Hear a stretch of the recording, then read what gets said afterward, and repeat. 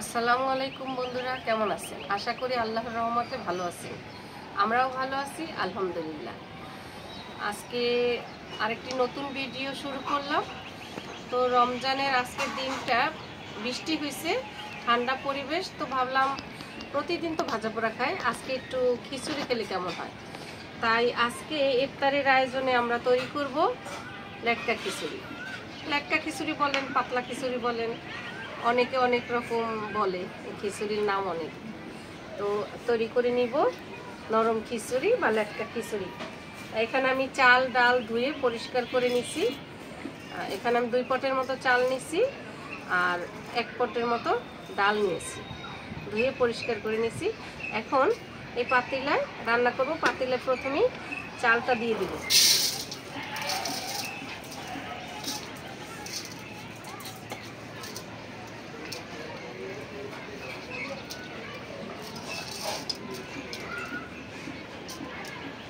চালের উপরে দিয়ে দিব কাঁচামরিচ আর পেঁয়াজ কুচি।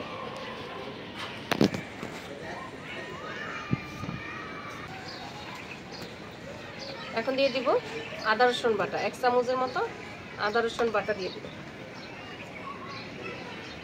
এখন দিব শুকনো মরিচের গুঁড়া 2 চা চামচ, হলুদের গুঁড়া 1.5 চা চামচ,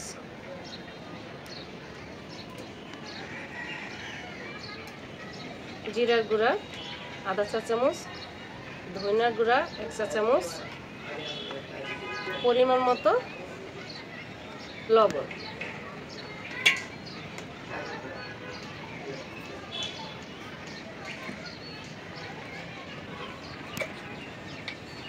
এখন দিব সামান্য তেল, অল্প তেল, কারণ শেষে তো আবার বাগার দিব।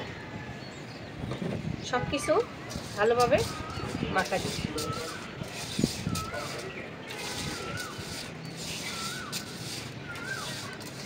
মাখানো হয়ে গেছে, এখন পর্যাপ্ত পানি দিয়ে দেব।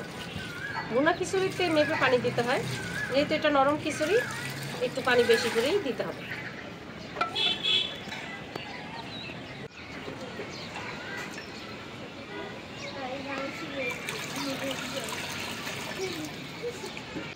সব মশলা দিয়ে মাখায়া পানি দিয়ে একবারে ঝটপট হয়ে যাবে, তাড়াতাড়ি, এই জন্য বসাই দিলাম। এখন চুলায় বসাই দিব। বিসমিল্লাহ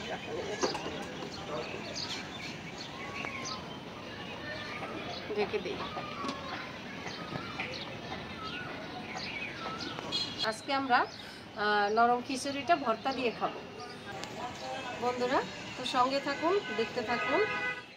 আর যারা আমার চ্যানেলটিকে সাবস্ক্রাইব করে দিয়েছেন তাদেরকে অসংখ্য ধন্যবাদ। আর যারা এখনও সাবস্ক্রাইব করেন নাই, দয়া করে আমার চ্যানেলটিকে সাবস্ক্রাইব করে দিবেন। লাইক শেয়ার কমেন্টস করে আমার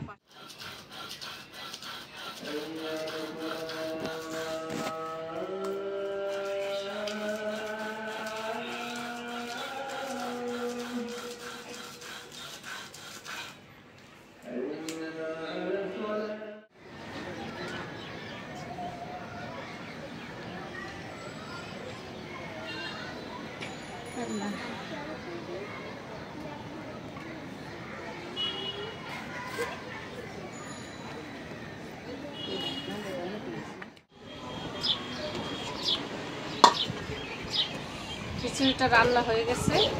এখন আমি বাগার দিয়ে নেব।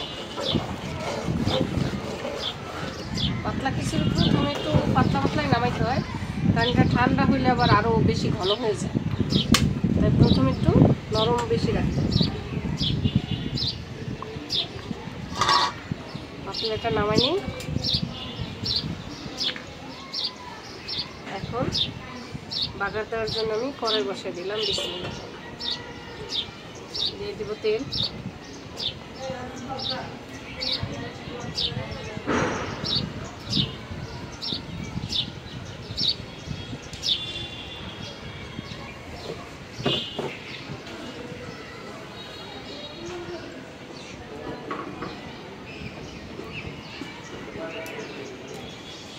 তেলের ভিতরে দিয়ে দিব শুকনো মরিচ, 3টে শুকনো মরিচ আমি একটু ছিঁড়ে দিলাম যাতে ঘ্রাণটা বের হয়। শুকনো মরিচটা তেলে দিয়ে একটু ভাইজা দেওয়া দরকার, কারণ পেঁয়াজ দেওয়ার পর এটা আর কালার আসে। মরিচটা একটু ভাইজা নিছি, এখন দিয়ে দেব রসুন কুচি আর পেঁয়াজ কুচি, আর দিয়ে দিব একটা তেজপাতা আমি একটু টুকরো টুকরো করে দিচ্ছি, একটু ঘ্রাণ হবে। সব কিছু বাদামি করে ভেজে নেব।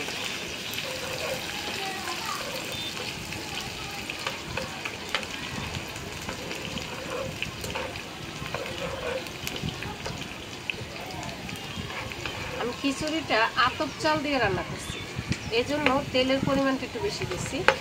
আতপ চালের খিচুড়িতে তেলের পরিমাণ বেশি দিই।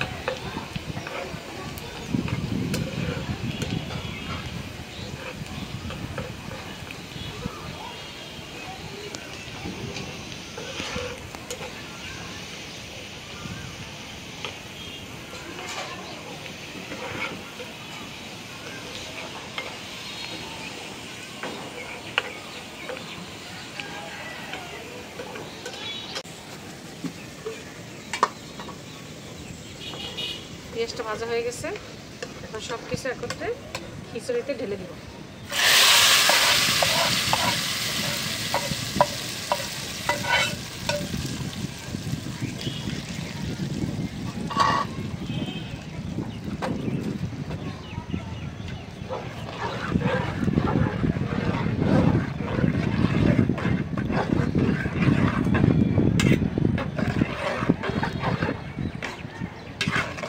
বাগারের পেঁয়াজটা নেড়ে ছেড়ে ভালোভাবে মিশাই দিব। এখন একটু ফুটে উঠলি রেডি আতপ চালের পাতলা খিচুড়ি হয়ে গেছে। আমার খিচুড়িটা নামাই নিব। তো দেখুন কি সুন্দর কালার হয়েছে। কমপ্লিট আমার খিচুড়ি রান্না। নামাই নিব, চুলাটা বন্ধ করে দিই।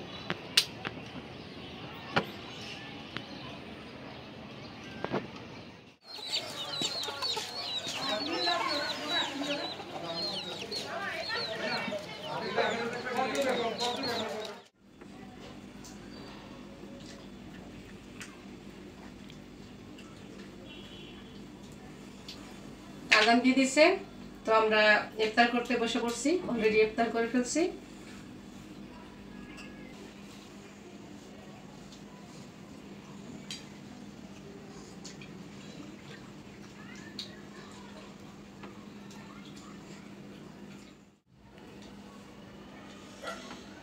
আজকে খিচুড়ির সাথে খাওয়ার জন্য মা তৈরি করছে 2 রকম ভর্তা, চিংড়ি মাছের ভর্তা আর হচ্ছে চেপা শুটকি ভর্তা।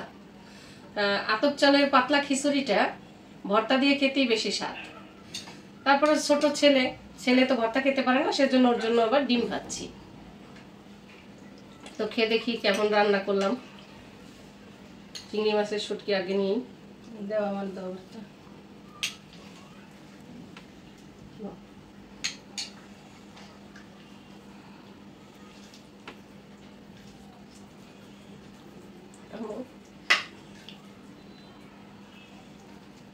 বিসমিল্লাহ।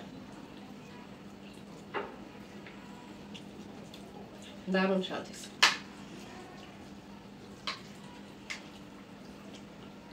রোজার সময় পাতলা খিচুড়িটা খুবই ভালো হয়, সারাদিন রোজা রেখে। আর আজকে পরিবেশটা ঠান্ডা, সকাল বৃষ্টি হয়েছে, বৃষ্টিটা দেখেই মাথায় আসছে যে আজকে খিচুড়ি রান্না করি। আর আতপ চালের পাতলা খিচুড়িটার ঘ্রাণই আলাদা। যারা এখনো রান্না করে খান নাই, ট্রাই করবেন। আতপ চালের খিচুড়িটা বেশি স্বাদ হয়, ঘ্রাণও বেশি।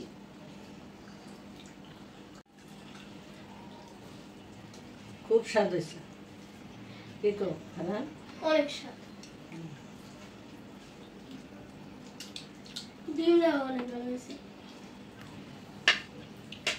ডিমটা আবার তোমার বাবা এইভাবে ভাজে, পাটিসাপটা পিঠার মতো ভাজ করে। তো তোমার বাবা তো আজকে নাই, ইফতারের সময় ঢাকা গেছে, তো আজকে আসতে লেট হবে, সেজন্য আমরা ইফতার করে ফেলছি। তো তার কথা মনে করে ডিমটা ভাজলাম পাটিসাপটার মতো করে।